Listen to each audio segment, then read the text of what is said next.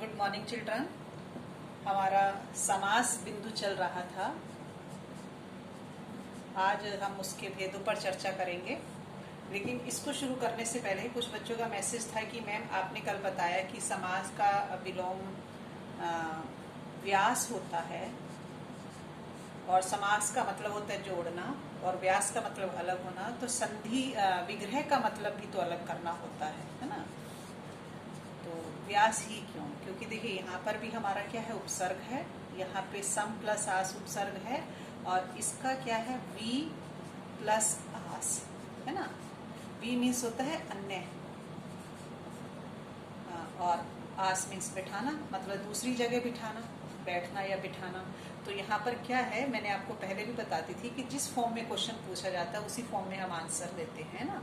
तो यहाँ पर समास का हो गया सम प्लस आस और व्यास वी प्लस आस, दोनों यहाँ पर उपसर्ग हैं और दोनों का मीनिंग ये है, वी मीन्स होता है अन्य, ठीक है। तो इसलिए यहाँ पर आपका व्यास होगा, ठीक है, विग्रह नहीं होगा।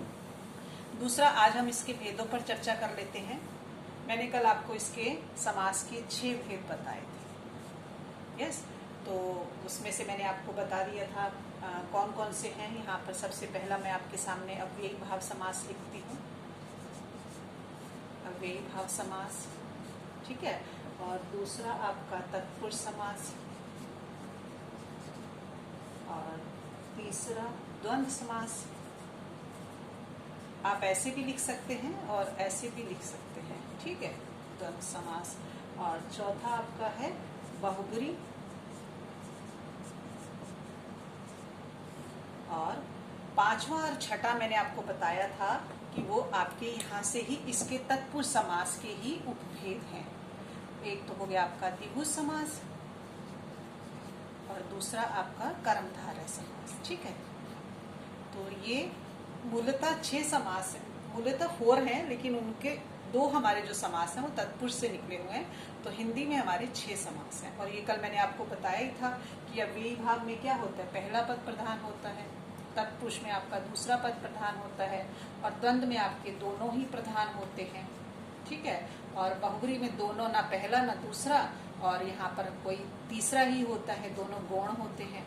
तो अब यहाँ पर आपका यहाँ पे भी डाउट क्लियर हो जाएगा कि द्विगु और कर्मधारय में क्या है, क्योंकि यदि यहीं से उत्पन्न हुए हैं, इसके ये उपभेद हैं, तो द्विगु और कर्मधारय के भी आपका दूसरा पद प्रधान होता है, ठीक है। ये तो आपके इसके 6 भेद हो गए। और आपसे क्वेश्चन पूछा जा सकता है कि समास के कितने भेद होते हैं, तो आप बता सकते हैं 6 भेद, ठीक है। आज मैं सबसे पहले वाले समास पर चर्चा करती हूँ, अव्ययी भाव समास। आपका क्या होगा,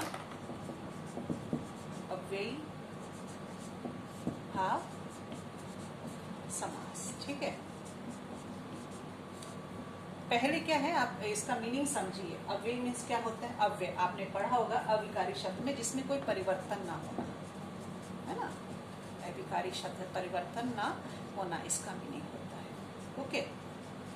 तो यहाँ पर क्या है, आपकी डेफिनेशन क्या हो जाएगी। सबसे मैंने आपको पहले बताई थी इसकी परिभाषा कि इसका पहला पद प्रधान होता है। तो यहाँ पर इसकी परिभाषा क्या होगी, जिस समस्त पद में, जिस समस्त पद में पहला पद आपका क्या है, अव्यय हो, वो हमारा क्या कहलाता है, वो अव्ययी भाव समास कहलाता है, ठीक है। ये तो इसकी होगी परिभाषा। अब इसके पहचान के भी 2 नियम हैं। इसको आप, एक तो पहला तो आपको क्लियर ही हो गया कि इसमें जो समस्त पद होता है वो क्या होता है, अव्यय होता है ना। दूसरा, इसकी पहचान का क्या है, जो यहाँ पर शब्द दिए होते हैं, समस्त पद दिए होते हैं, वो क्या होते हैं, उनमें उपसर्ग होता है। एक पहचान पहली वाली। दूसरी क्या है पहचान है, यहाँ पर एक ही शब्द की आवृत्ति होना, यानी कि आवृत्ति का क्या होना, मतलब बार बार होना, यानी कि उसका दोबारा होना, एक ही शब्द को दोबारा प्रयोग में लाना, वो यहाँ पर हमारा अव्ययी भाव समास के अंतर्गत आता है, ठीक है। अब मैं आपके सामने यहाँ पर कुछ उदाहरण लिखती हूँ। आपको यहाँ पे पहला अव्यय का भी उदाहरण आ जाएगा, आपके सामने उपसर्ग का भी, और तीसरा एक शब्द की आवृत्ति का भी यहाँ पर आ जाएगा। लेकिन यहाँ पर इसके उदाहरणों पर चर्चा करने से पहले मैं आपको अव्ययी भाव समास के भेदों के नाम बता देती हूँ। यहाँ पर क्या है, अव्ययी भाव समास के कितने भेद होते हैं? 2 भेद होते हैं। 2 भेद होते हैं। ये एग्जाम्स में आता नहीं है, लेकिन सिर्फ ये आपकी नॉलेज के लिए है कि अव्ययी भाव समास के कितने भेद होते हैं। तो यहाँ पर आपको बता दूंगी मैं कि 2 भेद होते हैं। कौन कौन से 2 होते हैं? सबसे पहला होता है आपका अव्यय पद पूर्व, यानी कि अव्ययी भाव समास।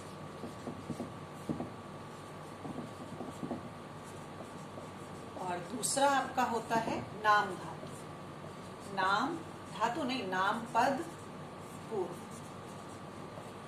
अव्ययी भाव समास। ठीक है, ये आपके 2 भेद हैं अव्ययी भाव समास के। ठीक है, अब देखो यहाँ पर मेन परिवर्तन कहा हो गया कि जो कुछ शब्द हमारे पास क्या आएंगे, अव्यय वाले आएंगे, जो मैंने आपको बताया उसका परिभाषा में। और नाम पद है, कुछ शब्द, नाम क्या है, हमारी संज्ञा है ना, तो संज्ञा को ही तो नाम कहते हैं। तो यहाँ पर कुछ शब्द हमारे क्या होंगे, संज्ञा से मिलते जुलते आएंगे, जिसमें मैंने आपको बताया कि वो एक शब्द की आवृत्ति होना, आवृत्ति होना। ठीक है, तो यहाँ पर मैं अलग अलग आपकी इसमें चर्चा करूंगी। यहाँ पर ये मैंने आपको इसके 2 भेद बता दिए। ठीक है, तो सबसे पहले मैं उदाहरण के लिए लेती हूँ। हाँ, एक और बात है कि यदि आपको कॉन्सेप्ट क्लियर है, यदि आपको समझ में आ गया है, तो फिर आप बड़े आसानी से कर लोगे। और यदि आपको समझ में नहीं आया, तो मैं उदाहरण आपको कितने बता सकती हूँ, 1, 2, 10, 20, इससे ज़्यादा तो मैं आपको उदाहरण बता नहीं सकती ना। तो आपको इस बात का ये ध्यान रखना होगा कि भी हमें ये क्लियर होना चाहिए। तो यहाँ पर सबसे पहले क्या है, अव्ययी भाव समास की मैं परिभाषा में आपको सबसे पहला उदाहरण आपके सामने लिखती हूँ, यथार्थ। देखिए यहाँ पर क्या है, यथा प्लस अर्थ है, और यथा शब्द क्या है, अव्यय है। ये आपकी आपने परिभाषा में भी पढ़ा कि यथा शब्द क्या है, अव्यय है। तो यहाँ पर इसका विग्रह क्या हुआ, अर्थ के अनुसार। यथार्थ का मतलब हुआ अर्थ के अनुसार। जैसे आपका हुआ यथाशक्ति,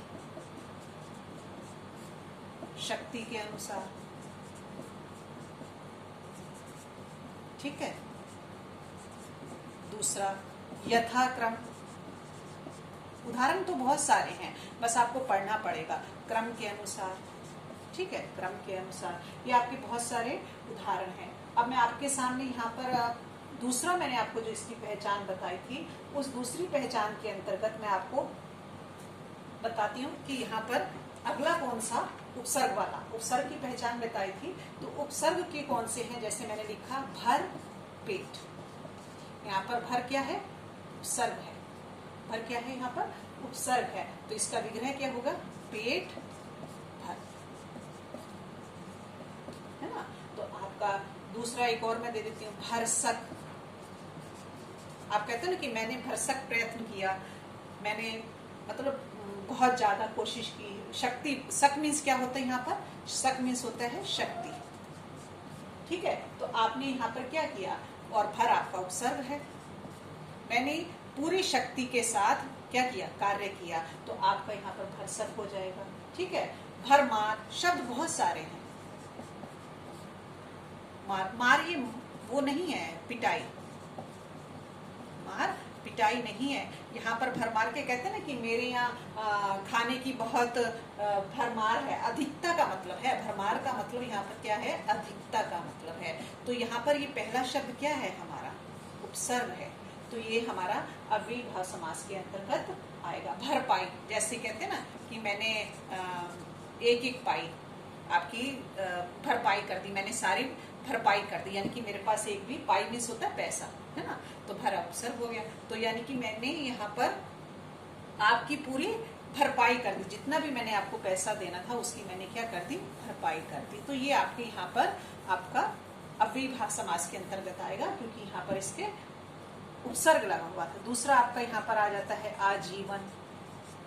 ठीक है, आजीवन में क्या है, आ उपसर्ग है और जीवन संज्ञा है। इसका मैं आपको एक फार्मूला भी बता देती हूँ, आपको और अच्छे से याद हो जाएगा कि क्या है इसमें, कि जब हम अव्ययीभाव समास पढ़ते हैं तो इसमें पहला पद क्या होता है, अव्यय है ना, या आपका उपसर्ग भी हो सकता है ना, और प्लस आपका जो नेक्स्ट वर्ड होगा वो क्या होगा, संज्ञा होगा। ये पहचान है, ये एक ट्रिक है ना, आपको ये ध्यान रख लोगे तो आपको अव्ययीभाव समास भूलेगा नहीं कि पहला पद अव्यय या उपसर्ग होता है। उससे पहले हमने करा यथाशक्ति यथाक्रम, तो वो हमारा अव्यय हो गया। अब हम कौन सा कर रहे हैं, उपसर्ग वाला कर रहे हैं, और इसके जस्ट बाद क्या होती है, जीवन शब्द क्या है, संज्ञा है। तो यहाँ पर क्या हो जाएगा आपका जीवन भर, इसका विग्रह क्या हो गया, जीवन भर। ठीक है, तो और लाजवाब, जैसे आप बुक में देखोगे आपको बहुत सारे इसके उदाहरण मिल जाएंगे। लाजवाब हो गया आपका, बाकायदा हो गया, बेकायदा। इसमें भी बच्चों को बड़ा कंफ्यूजन हो जाता है, बाकायदा और बेकायदा में क्या होता है। यहाँ पर बाकायदा का मतलब होता है कायदे के अनुसार, ठीक है, कायदे के अनुसार, और बेकायदा का मतलब क्या होता है, बिना कायदे के, बिना कायदे के। यहाँ पर भी बच्चे गड़बड़ करते हैं कि बाकायदा और बेकायदा, क्यों, क्योंकि उच्चारण और वर्तनी शुद्ध नहीं होती, तो दोनों में डिफरेंस ही नहीं कर पाते कि क्या अंतर है। तो बाकायदा का यहाँ पर बा उपसर्ग है, तो ये हमारा अव्ययीभाव समास के अंतर्गत आता है, और इसका विग्रह क्या होगा, कायदे के अनुसार, और यहाँ पर बा है ना, और यहाँ पर बे है, बे भी उपसर्ग है, और इसका मीनिंग होता है बिना, तो बिना कायदे के, है ना, बिना कायदे के। तो ये आपको यहाँ पर उसके अव्ययीभाव समास के कुछ उदाहरण है। कुछ अपवाद भी है, जैसे मैंने आपको यहाँ पर बताया कि इसकी एक ट्रिक है कि यदि अव्ययीभाव समास को पहचानना है तो अव्ययीभाव समास में कि यह पहले मैं लिख देती हूँ, यहाँ पर अव्यय होगा या उपसर्ग होगा, और उसके बाद आपका क्या है, प्लस संज्ञा होगी। ये मैंने आपको फॉर्मूला बताया, जैसे मैंने आजीवन लिखा, आमरण लिखा, है ना। तो ये अब कहीं पर अपवाद भी होते हैं। क्या है अपवाद, मैं आपके सामने लिखती हूँ कि जैसे आपका है विवाह उपरांत, ठीक है। अब यहाँ पर अव्ययीभाव समास की परिभाषा है कि पहला पद अव्यय होता है, और ये हमने फार्मूला भी उसी हिसाब से तैयार करा है। लेकिन कहीं कहीं अपवाद है, तो पहले क्या आ जाता है, संज्ञा आ जाता है, और जो हमारा अव्यय है वो पद बाद में आ जाता है। तो यहाँ जैसे और आपके सामने एक उदाहरण लिखती हूँ, मृत्युपरांत, है ना, और विवाह उत्तर, विवाह के बाद।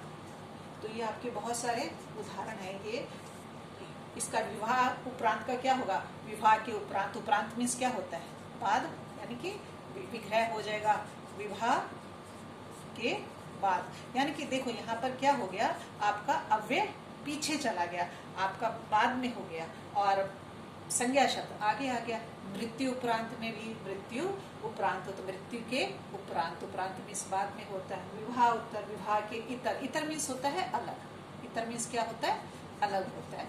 तो यहाँ पर आपका विवाह के, इसका विग्रह हो जाएगा विवाह के इतर। तो ये क्या है, ये 3 अपवाद हैं। कैसे अपवाद है, क्योंकि हमने डेफिनेशन में पढ़ा, परिभाषा में पढ़ा कि अव्ययीभाव में पहला पद अव्यय या उपसर्ग होता है ना। लेकिन यहाँ पर क्या है, विवाह उपरांत में पहला पद संज्ञा हो रहा है और दूसरा पद हमारा अव्यय हो रहा है। तो ये आपको ध्यान रखना होगा कि आपको यदि इस तरह के उदाहरण आते हैं तो आप देखोगे कि कहीं वाक्य में या कहीं शब्द में अव्यय है, तो अव्यय बाद में है तो वो किस कैटेगरी में आ जाएगा, इस कैटेगरी में। लेकिन समास कौन सा होगा, अव्ययीभाव समास होगा, ठीक है। अब इसका दूसरा मैंने आपको बताया था कि यहाँ पर आपकी एक शब्द की आवृत्ति होती है। ये मैंने आपके सामने अव्यय और उपसर्ग के कुछ उदाहरण बताए। अब मैं तीसरा आपको जो बता रही थी कि एक ही शब्द की आपकी यहाँ पर आवृत्ति होती है। जैसे मैंने लिखा यहाँ पर दिनों दिन, दिनों दिन आपका उदाहरण है ना। तो यहाँ पर क्या हो गया, दिन ही दिन में, दिन ही दिन में। तो यहाँ पर देखिए, यहाँ पर एक ही शब्द है और 2 बार उसका प्रयोग हुआ है। तो एक ही शब्द, जैसे आपका हो जाएगा रातों रात। उदाहरण बहुत सारे हैं, रातों रात, कानों कान, आपका बीचों बीच, बीचों बीच कहते हैं मध्य में, बीचों बीच यानी कि बीच ही बीच, ठीक बीच में, कानों कान, कान ही कान में, रातों रात, रात ही रात में। और आपका जैसे हो जाएगा द्वार द्वार, गांव गांव, है ना। और हाँ, यहाँ पर देखिए, यहाँ पे बच्चों को एक डाउट आ सकता है कि मैम यदि यहाँ पर योजक चिन्ह लगा है तो ये हमारा द्वंद्व समास हो जाना चाहिए, लेकिन नहीं। द्वंद्व समास में क्या है, दोनों पद प्रधान होते हैं, है ना। ये जब मैं आगे आपको पढ़ाऊंगी तो पता चलेगा, दोनों पद प्रधान होते हैं और अपोजिट होते हैं। लेकिन यहाँ पर तो दोनों पद, यहाँ पे पहला पद ही है ना, यहाँ पर ये अपोजिट भी नहीं है। तो आप ये योजक चिन्ह देखकर कंफ्यूज मत होना कि सीधा बच्चे क्या करें कि योजक चिन्ह देखें और झट से द्वंद्व समास कर दें, तो ये रॉन्ग हो जाएगा। द्वंद्व समास की पहचान क्या है कि उसमें दोनों पद प्रधान होते हैं। तो यहाँ पर दो शब्द तो हैं, लेकिन एक ही शब्द को दोबारा रिपीट किया गया है, आवृत्ति हुई है, तो यहाँ पर ये अव्ययी भाव समास होगा और इसमें अपोजिट नहीं है, विलोम नहीं है, जिसकी वजह से यहाँ पर द्वंद्व समास नहीं होगा। तो ये आप योजक चिन्ह देखकर आप कंफ्यूज मत होना, ठीक है। और आपके गांव गांव हो गया, आपके सामने मैंने लिखा पुनः पुनः। आप जब बुक उठा के पढ़ोगे तो आपको पता चल जाएगा कि यहाँ पर कौन सा समास है। इस बात का आप ध्यान रखना कि इसकी अब क्या है कि पहला पद दोबारा से मैं बता देती हूँ, अव्यय होता है, एक पहचान। दूसरा क्या होता है, उपसर्ग होता है।